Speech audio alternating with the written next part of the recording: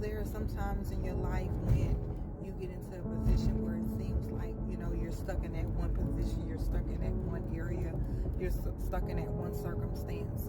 But, we have to understand and we have to know that we can't stay in that same position. We can't stay in that same rut. We can't stay in that same stronghold. But we have to learn how to allow ourselves to come out of that thing, that very thing that we're in, that very issue, that very trying time. We have to learn how to come out of those things. And, sometimes it takes for God to send someone else, God to send a prophet, to send a mouthpiece, to send a prophet, to send a man of God, to send a woman of God, to send a child of the Most High God in order to tell you some things, in order to reveal some things, in order so you can come out of that thing. Because sometimes we'll get into a certain environment, we'll get into a certain situation, and then we'll put ourselves into the equation and not even realizing that once you put yourself into that equation, you remain stuck in the equation when you're not even supposed to continue to be a part of the equation, even if in the beginning you were a part of the equation.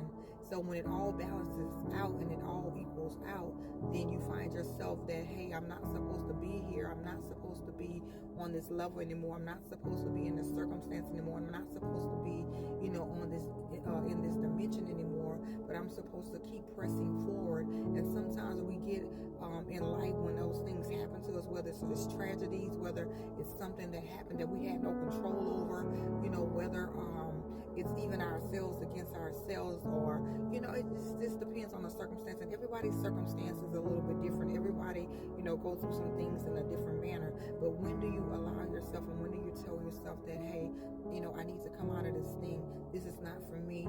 Hey, once I come out of this thing, I know God will lead and He will direct me in the ways that I need to go. But as long as we're holding on to that very thing, that very issue, that very problem, that very circumstance, we can't press, we can't move forward, we can't move, forward like we want to move forward. So what I'm saying is, in this season, if you're one of those individuals that's holding on to something, hey, now you have to learn how to let it go. And some things you have to let go.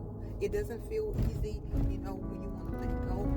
It doesn't feel easy when you don't want to let go. But we have to understand that we have to have a firm belief in knowing what is best for you. What's best for you in the end? What is best for you right now?